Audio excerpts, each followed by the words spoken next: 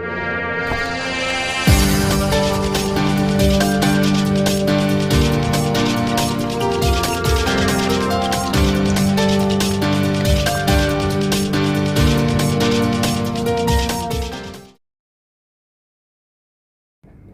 Reddy Mittapalli YouTube ఛానల్కి స్వాగతం. అందరికి నమస్కారం. నేను మీ శ్రీనాథ్ రెడ్డి మిట్టపల్లి. ఇవాళ తారీఖు వచ్చి అక్టోబర్ 5, 2022 సంవత్సరం.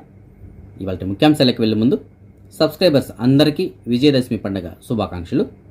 ఇక మనం ముఖ్యాంశాలకు వచ్చినట్టయితే, కువైట్కి సంబంధించినటువంటి ప్రధానమంత్రిగా Sheikh Ahmad Nawaf Al Sabah గారిని నియమిస్తున్నట్లు కువైట్కి సంబంధించినటువంటి అమీరీ ఉత్తర్వులు జారీ చేసింది ఇవాళ. సో ఇకపైన మనకి ప్రధానమంత్రిగా Sheikh Ahmad Nawaf Al Sabah గారు వ్యవహరించనున్నారు. కువైట్కి సంబంధించినటువంటి సమాచార మంత్రిత్వ శాఖ సోషల్ మీడియాలో ప్రకటనలు ప్రచురించడానికి ఎలక్ట్రానిక్ యాడ్స్ కమిటీకి కొన్ని నిబంధనలు అనేటువంటిది వీళ్ళు రూపొందిస్తున్నట్టు సమాచారం. సో ఇందులో వీళ్ళు రూపొందిస్తున్నటువంటి నిబంధనల్లో ముఖ్యమైనటువంటిది ఏమిటంటే, ఏవైతే యాడ్స్ ఉంటాయో, ఏ సంస్థ అయితే వాటిని ప్రచురించదలుస్తుంటుందో, ఏ ఛానల్ అయితే లేదంటే ఏ ప్రింట్ మీడియాలో అయితే వాటిని ప్రచురిస్తుంటారో, అలాంటి వాటికి సంబంధించినటువంటి పూర్తి వివరాలు అనేటువంటిది ఉండాలి. ఆ కంపెనీ ఏమిటి, దానికి సంబంధించినటువంటి బ్యాక్గ్రౌండ్ ఏమిటి, ఎందుకు ఇస్తున్నారు యాడ్స్, అవి ఏమిటి అనే దాని గురించి పూర్తి సమాచారం మీద ఉండాలని చెప్పేసి చెప్తున్నారు. దానితో పాటుగా వాళ్ళు ఇచ్చేటువంటి యాడ్స్ తప్పుడు ప్రకటనలు, అలాగే తప్పుడు సమాచారాన్ని అందించేటువంటి ప్రకటనలుగా ఉండకూడదని చెప్పేసి చెప్తున్నారు. అలాగే నకిలీ వస్తువులు, నకిలీ ఉత్పత్తులు, అలాగే ఇలాంటివి నకిలీకి సంబంధించినవి ఏదైనా ఉంటే కనుక అలాంటి వాటికి సంబంధించిన యాడ్స్ కూడా ఇవ్వకూడదని చెప్తున్నారు. అలాంటి కండిషన్స్ అయితే పెడుతున్నట్టు చెప్తున్నారు. వీటికి కనుక లోబడి ఉండాలి, వీటిని అతిక్రమించినట్టయితే వారిపైన చర్యలు తీసుకుంటామని చెప్పేసి చెప్తున్నారు. కొద్ది రోజుల క్రితం కువైట్లోని జహ్రా ప్రాంతంలోని ఒక జ్యువెలరీ షాప్లో ఒక ముగ్గురు వ్యక్తులు దొంగతనానికి పాల్పడ్డారని చెప్పేసి మనం చెప్పుకున్నాం కదా. ఆ ముగ్గురు వ్యక్తిని కువైట్కి సంబంధించిన పోలీసు వాళ్ళు అయితే అదుపులో తీసుకున్నారు. దీనిపైన విచారణ జరిపిన తర్వాత కువైట్కి సంబంధించిన న్యాయస్థానం ఈ ముగ్గురికి 7 సంవత్సరంలో కఠిన కారాగార జైలు శిక్ష విధిస్తున్నట్టు తీర్పునిచ్చింది. అయితే ఇదే కేసులో ఇంకొక వ్యక్తి కూడా ఉన్నాడు. అయితే ఆ వ్యక్తి మైనర్, ఈ మధ్యనే హై స్కూల్ కంప్లీట్ చేసి అది కూడా 98% మార్కులతో పాస్ అయి బయట దేశాల్లో డాక్టర్ చదవాలని చెప్పేసి కోరికతో ఉన్నాడంట. అయితే కొన్ని అనుకోని పరిస్థితుల కారణంగా ఈ కేసులో ఇరుక్కున్నట్టు చెప్తున్నారు.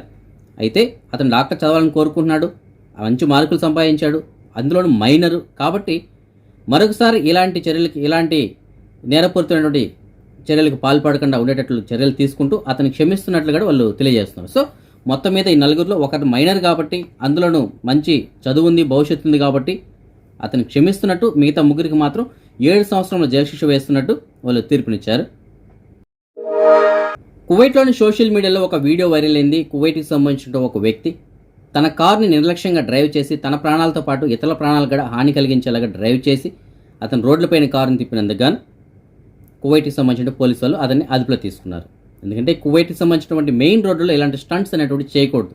ఈ డ్రిప్పింగ్స్ ఇలాంటివి ఉంటాయి కదా, అవి చేయకూడదు. అలా చేసినట్టయితే అతని ప్రాణాలకి ప్రమాదం, అటువైపు రోడ్డు పైన వెళ్తున్న మిగతా వాళ్ళ ప్రాణాలు కూడా ప్రమాదం ఏర్పడడానికి అవకాశం ఉంటుంది. దీన్ని దృష్టిలో పెట్టుకుని ఇతన్ని అరెస్ట్ చేసినట్టు చెప్తున్నారు. కువైట్లో నిన్న జరిగినటువంటి 2 వేరువేరు రోడ్డు ప్రమాదంలో ఈజిప్ట్కి సంబంధించిన ఒక 2 వ్యక్తులు, అలాగే మన భారతదేశానికి సంబంధించినటువంటి అందులో మన తెలుగు వ్యక్తి ఒకరు ప్రాణాలను కోల్పోయారు. వివరాలకు మనం వెళ్ళినట్టయితే, ఓఫ్రా రోడ్లో నిన్న జరిగినటువంటి రోడ్డు ప్రమాదంలో 2 ట్రక్కులు ఢీకొన్నటువంటి ఘటనలో ఒక 2 ఈజిప్షియన్స్ వారి యొక్క ప్రాణాలను కోల్పోయారు. 6వ నంబర్ రోడ్డుపై సులేబియా ప్రాంతానికి దగ్గరలో జరిగినటువంటి రోడ్డు ప్రమాదంలో కడప జిల్లాకు చెందినటువంటి జమాల్పల్లికి చెందిన షేక్ కాదర్ బాషా అనేటువంటి అతను ప్రాణాలు కోల్పోయారు. ఇతను జహ్రా నుంచి వెళుతూ ఉండగా 6వ నంబర్ రోడ్డుపైన ప్రమాదం జరిగింది. అయితే ఇతని కారులో వెళ్తూ ఉండగా ఇతని కారులో ఉన్నటువంటి పెట్రోల్ మొత్తం అయిపోయిందంటే, పెట్రోల్ అయిపోవడంతో అటువైపు రోడ్డు క్రాస్ చేయడానికి ఇతను నడుచుకొని హైవే దాటాడు. ఆ హైవే దాటుతున్నప్పుడు వెహికల్స్ ఢీకొనడంతో ఇతను అక్కడికక్కడే ప్రాణాలు కోల్పోయినట్టు చెప్తున్నారు. సో ఎవరైతే ఈ ప్రమాదాల్లో ప్రాణాలు కోల్పోయారో వారి యొక్క ఆత్మీయ శాంతి కలగాలని చెప్పేసి మనం కోరుకుందాం. ఆ షేక్ కాదర్ బాషా గారు ఎవరైతే ఉన్నారో వారి యొక్క కుటుంబ సభ్యులు కూడా మ్యాక్సిమం కువైట్లోనే ఉన్నారు. సో దీనికి సంబంధించిన పూర్తి ప్రాసెస్ అంతా కంప్లీట్ చేసి మ్యాక్సిమం అతను ఇంటికి పంపించడానికి అతనికి ఏర్పాట్లు చేస్తున్నట్టు చూస్తున్నారు. అట్లాస్, ఈ పేరు వినగానే మనకు ఒక వ్యక్తి అయితే గుర్తుకొస్తారు, అట్లాస్ రామచంద్రన్. కువైట్లో ఎవరైతే పాత వాళ్ళు ఉంటారో వారికి ఈ పేరు బాగా గుర్తుండొచ్చు. అలాగే అట్లాస్ జ్యువెలరీస్, ఇది కూడా బాగా గుర్తుండొచ్చు అని చెప్పేసి అనుకుంటున్నాను. ప్రముఖ ఎన్ఆర్ఐ వ్యాపారవేత్త, నిర్మాత, నటుడు, అలాగే దర్శకుడు అనేటువంటి అట్లాస్ రామచంద్రన్ గారు 80 సంవత్సరాల వయసులో ఆయన గుండెపోటుతోటి దుబాయ్లో మరణించారు. ఈయన 1942లో జన్మించారు. 1974లో ఈయన కువైట్లోని కమర్షియల్ బ్యాంక్ ఆఫ్ కువైట్, ఇందులో ఆయన పనిచేశారు. దీనికి ముందు ఆయన ఇండియాలో కెనరా బ్యాంకు, అలాగే స్టేట్ బ్యాంకులో పనిచేసి 1974లో కువైట్కి వచ్చారు. కువైట్లోని కమర్షియల్ బ్యాంక్ ఆఫ్ కువైట్లో పనిచేశారు. దాని తర్వాత ఆయన కువైట్లో ఈ జ్యువెలరీ షాప్ను ఒకటి మాలియాలో ఉన్నటువంటి సూకల్వతియాలో ఓపెన్ చేశారు. 1981లో సూకల్వతియాలో మొదటి బ్రాంచ్ కింద ఒక జ్యువెలరీ షాప్ని ఇతనికి ఓపెన్ చేశారు, అట్లాస్ అనేటువంటి నేమ్ తోటి. దాని తర్వాత ఇది అంచెలంచెలుగా వ్యాపారాన్ని వృద్ధి చేసుకుంటూ ఈ జీసీసీ కంట్రీస్లో సుమారుగా ఒక 40 బ్రాంచ్లను ఇతనికి ఆయన ఓపెన్ చేశారు. దాంతోపాటు ఆయన కేరళలో ఒక 3 షాపులను కూడా ఓపెన్ చేశారు.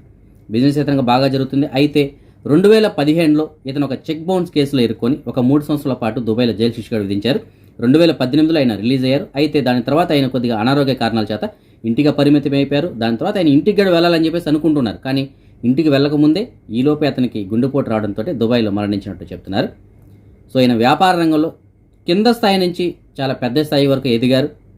సో వ్యాపార రంగంలో మాత్రం ఈయనకు మంచి సక్సెస్ వచ్చిందని చెప్పేసి మనం చెప్పుకోవాలి. కాకపోతే మధ్యలో కొన్ని చిన్న చిన్న ఒడిదుడుకులు అయితే వచ్చాయి. 1990లో ఈ యుద్ధం ఏదైతే వచ్చిందో కువైట్లో, అప్పుడు కొద్దిగా ఆయన నష్టాన్ని కోల్పోయారు. దాని తర్వాత 2015లో ఈ చెక్ బౌన్స్ కేసులో కొద్దిగా ఆయన అయితే కొద్దిగా ఇబ్బందులు పడ్డారు. కానీ మొత్తం ఏంటంటే ఇతని బిజినెస్ మాత్రం బాగానే జరిగిందని చెప్పేసి మనం చెప్పుకోవాలి. ఏదైనప్పటికీ ఆయన ప్రాణాలను కోల్పోయారు. ఈయన కొన్ని సినిమాల్లో కూడా నటించారు. సో ఈయన ఆత్మకి శాంతి కలగాలని చెప్పేసి మనం కోరుకుందాం. ఫ్రెండ్స్, నిన్నటి వీడియోలో మనం చెప్పుకున్నాం కదా, సాల్మియాలోని ఒక కాస్మెటిక్ షాప్లో వాళ్ళు ఆ వస్తువులకు సంబంధించినటువంటి ఎక్స్పైరీ డేట్లు, అలాగే మేడ్ ఇన్ అంటే ఆ వస్తువు తయారైనటువంటి దేశం పేరును కూడా ఏకంగా మార్చేస్తున్నారు. సో అది ఏ విధంగా మారుస్తున్నారు ఏంటనే దాని గురించి ఒక వీడియో కూడా రిలీజ్ అయింది. దాని కూడా కావాలంటే మీరు గమనించవచ్చు. కాబట్టి కాస్మెటిక్స్ వస్తువులు కొనేటప్పుడు మనం మంచి నమ్మకమైనటువంటి షాప్లో కొంటున్నామా, ఎక్కడ కొంటున్నాం అనేది ఒకసారి చూడండి. ఎందుకంటే ఈ విధంగా ఎక్స్పైరీ అయిపోయిన వస్తువులకు డేట్లు మార్చి అమ్మారనుకోండి, వాడిన తర్వాత నష్టపోయేది మనమే. కాబట్టి ఇలాంటి వాటిలో కొద్దిగా జాగ్రత్తగా ఉండండి.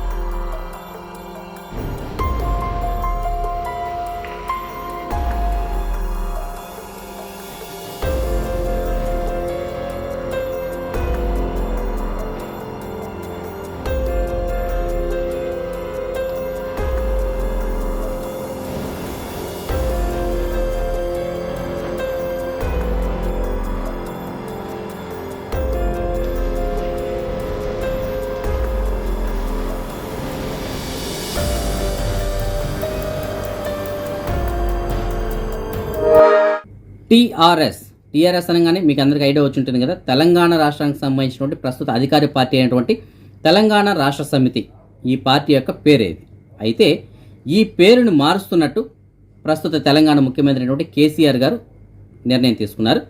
దానికి ఆయన ఆమోదం తెలిపారు. ఈ కొత్త పేరు ఏమిటంటే బీఆర్ఎస్. టీఆర్ఎస్ బదులు బీఆర్ఎస్ అంటే భారత్ రాష్ట్ర సమితి. తెలంగాణ రాష్ట్ర సమితి బదులుగా భారత్ రాష్ట్ర సమితిగా పేరు మారుస్తూ దీన్ని జాతీయ పార్టీగా ఆయన ప్రకటించారు.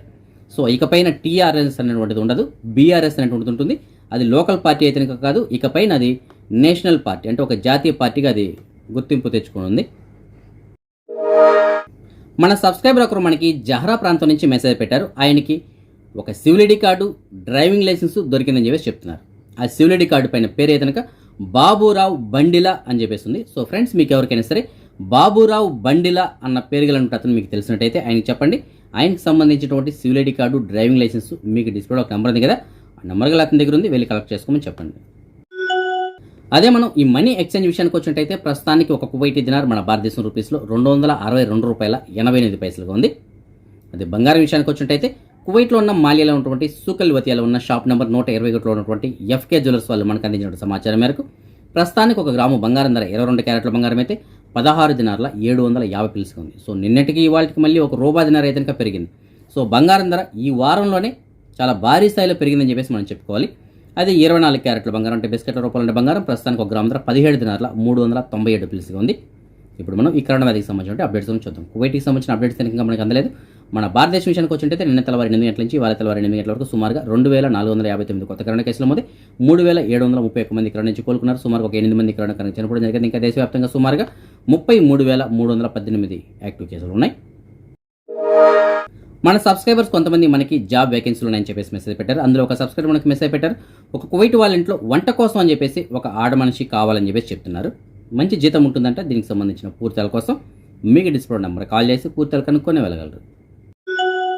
ఇంకొక సబ్స్క్రైబర్ మనకి మెసేజ్ పెట్టారు, ఒక కువైట్ వాళ్ళ ఇంట్లో పనిచేయడానికి ఒక డ్రైవర్ కావాలని చెప్పేసి చెప్తున్నారు. అయితే ఎవరైతే తనాదుల పైన వస్తారో అలాంటి వాళ్ళు మాత్రమే కావాలని చెప్తున్నారు. తనాదుల పైన వచ్చే వాళ్ళకి అకామా మార్చుకొని మంచి జీతం కూడా ఇస్తామని చెప్పేసి చెప్తున్నారు. దీనికి సంబంధించిన పూర్తిల కోసం మీకు డిస్ప్లే నెంబర్ కాల్ చేసి పూర్తిలు కనుక్కొని వెళ్ళగలరు.